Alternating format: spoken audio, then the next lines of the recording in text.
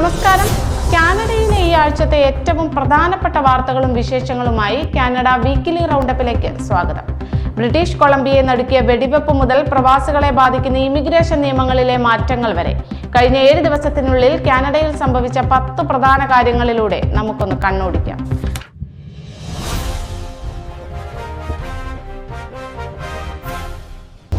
വാർത്തകളിലേക്ക് വിശദമായി. ഈ ആഴ്ച കാനഡയെ ഒട്ടും സന്തോഷിപ്പിക്കാത്ത, അതിലുപരി ഏറെ നോവിച്ച ഒരു വാർത്തയോടെ നമുക്ക് തുടങ്ങാം.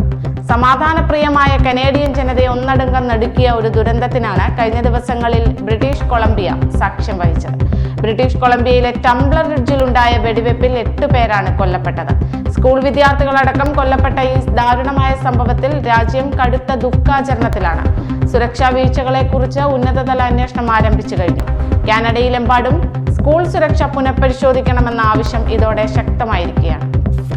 ഈ ദുരന്ത വാർത്തയുടെ നടുക്കത്തിനിടയിലും ടൊറന്റോ നഗരം സാക്ഷ്യം വഹിച്ച മറ്റൊരു വലിയ സംഭവമാണ് ഇപ്പോൾ കാനഡയിലുടനീളം ചർച്ചയാകുന്നത്.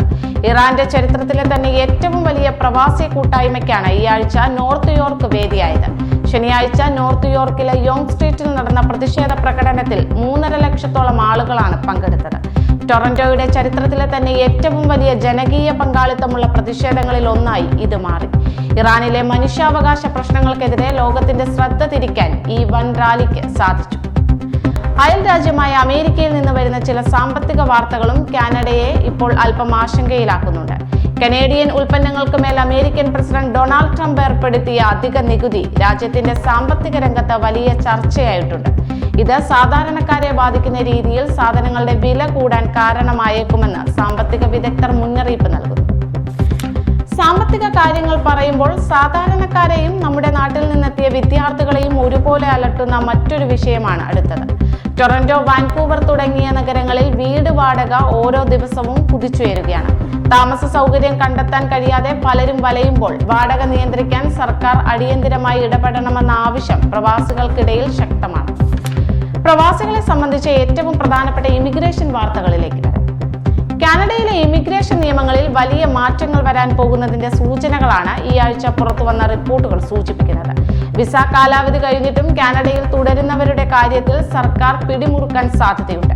അതോടൊപ്പം തന്നെ പുതിയ വർക്ക് പെർമിറ്റുകൾ നൽകുന്നതിനും നിലവിലുള്ളവ പുതുക്കുന്നതിനും കൂടുതൽ കർശനമായ നിബന്ധനകൾ കൊണ്ടുവന്നേക്കാം.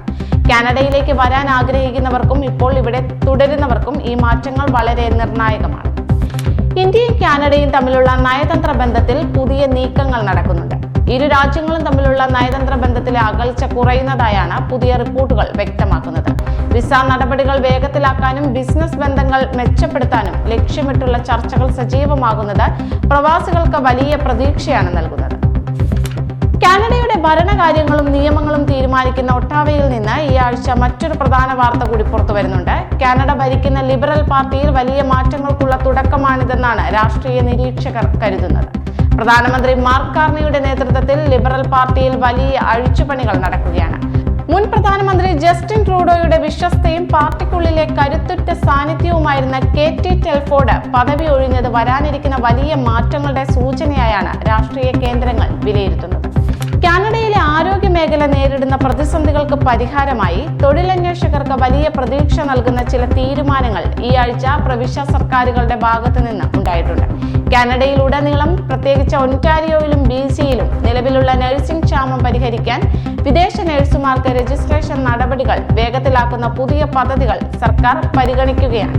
വിദേശത്ത് നിന്ന് പഠനം പൂർത്തിയാക്കിയ ആരോഗ്യ പ്രവർത്തകർക്ക് കാനഡയിൽ ജോലിയിൽ പ്രവേശിക്കാനുള്ള കടമ്പകൾ ലഘൂകരിക്കുന്നത് മലയാളികൾ ഉൾപ്പെടെയുള്ള പ്രൊഫഷണലുകൾക്ക് വലിയ അവസരമായി മാറും. ഓഫീസ് സമയം കഴിഞ്ഞാലും ബോസിന്റെ ഫോൺ കോളും ഇമെയിലുകളും വരുന്നത് നമ്മളിൽ പലരെയും ബുദ്ധിമുട്ടിക്കുന്ന കാര്യമാണ്. ജോലി കഴിഞ്ഞാൽ പിന്നെ സമാധാനമായി വീട്ടിലിരിക്കാൻ ആഗ്രഹിക്കുന്നവർക്ക് വലിയ ആശ്വാസം നൽകുന്ന ഒരു വാർത്തയാണ് അടുത്തത്. ജോലി സമയം കഴിഞ്ഞാൽ ഓഫീസിൽ നിന്നുള്ള ഔദ്യോഗിക സന്ദേശങ്ങളും കോളുകളും ഒഴിവാക്കാനുള്ള അവകാശം നൽകുന്ന റൈറ്റ് ടു ഡിസ്കണക്ട് നിയമങ്ങൾ ഒന്റാരിയോയിൽ കൂടുതൽ കർശനമാക്കുകയാണ്. ജോലി കഴിഞ്ഞ് വീട്ടിലെത്തിയാൽ ആ സമയം പൂർണ്ണമായും കുടുംബത്തിനായി മാറ്റിവെക്കാനും സമാധാനമായി ഇരിക്കാനും ജീവനക്കാരെ സഹായിക്കുകയാണ് ഈ നിയമത്തിന്റെ ലക്ഷ്യം.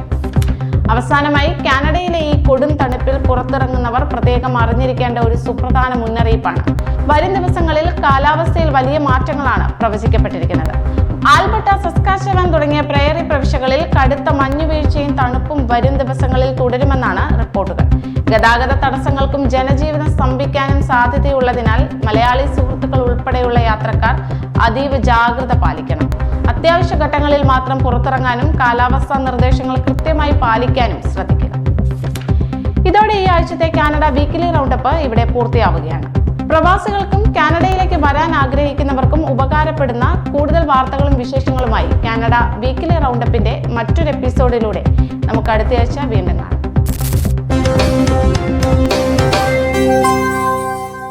കാനഡയിലെ മലയാളി ശബ്ദം.